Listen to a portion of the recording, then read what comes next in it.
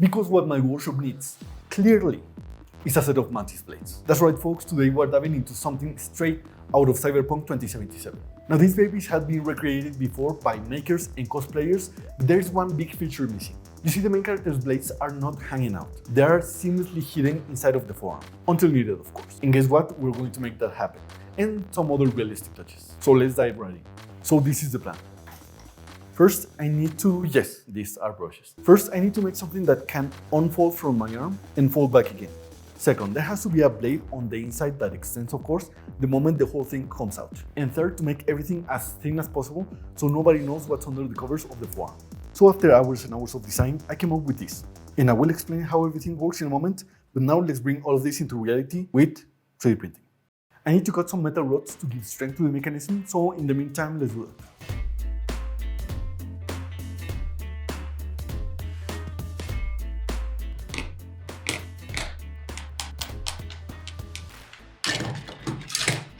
With all of the rods cut to size and all the parts 3D printed, I can begin testing and show you how everything works. So these two parts are the base. This is the bottom, and this is the top.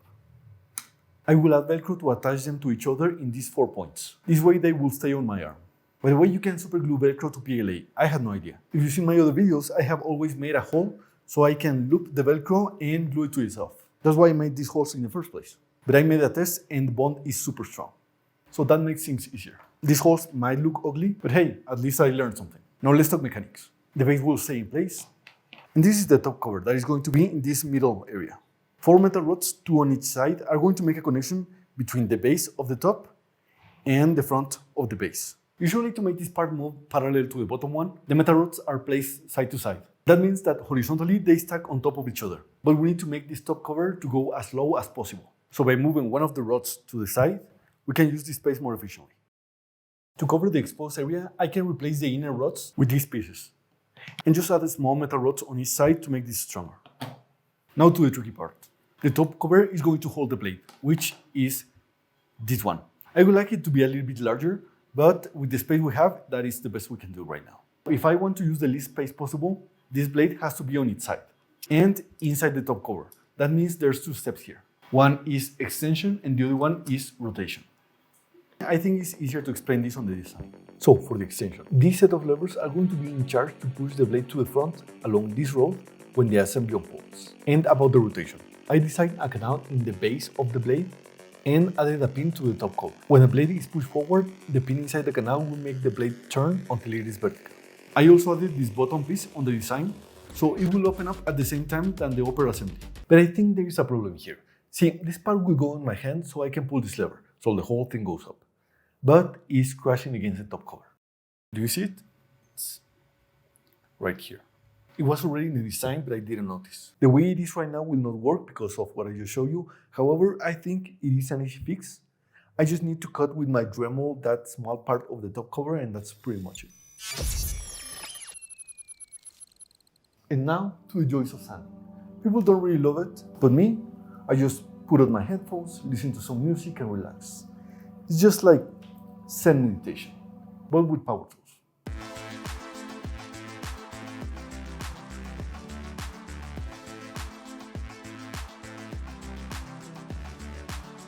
Primer is drying, so in the meantime, let me tell you about the colors. There are 4 types of mantis blades. One deals physical damage, the other one chemical damage, another one thermal damage, but I'm building the electrical ones. So all of the colors are going to be for that particular version, especially the edge of the blade. You'll see what I mean in a minute. The main colors for this version are skin color for the visible areas, metallic blue for the inside, and yellow and white for some details. Same as in the game, I will use cable strips on the sides and bottom, which are going to be gray with white details. Now, for most of the colors, the combination...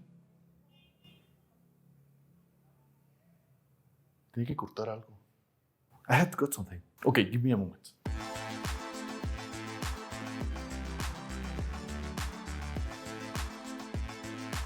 So yeah, for most of the color, the combination is simple. Primer, and then yellow, gray and white for the details. I will achieve the blue by adding this metallic base first, and then this duplicolor blue. But for the skin color,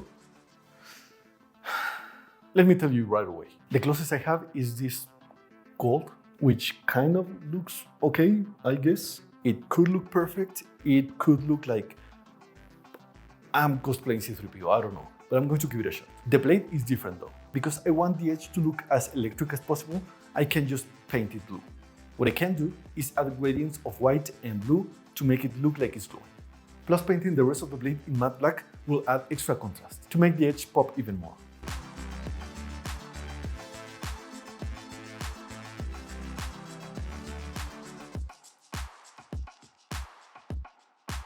All of the parts are painted, so I can start adding these logos I found in the game and from other pictures.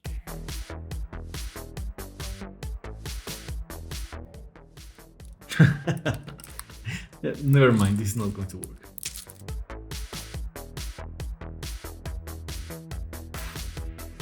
Painting process is done and you can really start to see that this is going to look awesome when it's assembled.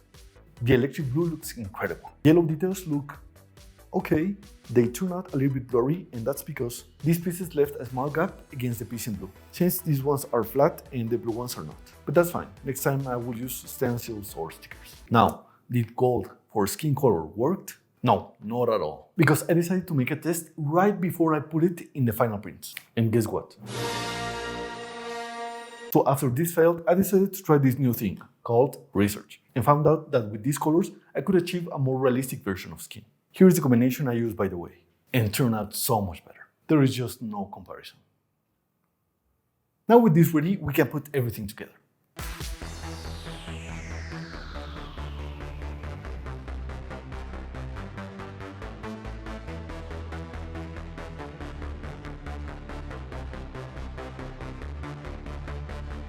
Now everything that can be glued together is ready, I just need to add the screws, but I wanted to show you this first. This lower part opens up, showing the cable sleeves a little bit, and these were supposed to be here in the middle in the beginning, however they show more in the front, so I added these yellow ones in the center. So it looks like this part right here. And check this out, see, flat and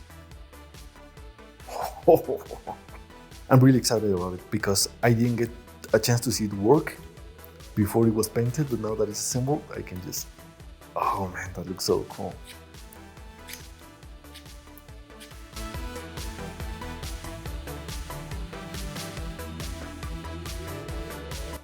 A month in the making, and for the reveal, I'm sick, so thanks. But anyways, behold the mantis blades. I tried to keep the aesthetics of the game, and the skin color turns out really good. Also, I really love how you can barely see any other colors when the blades are hidden, but when they open, oh man.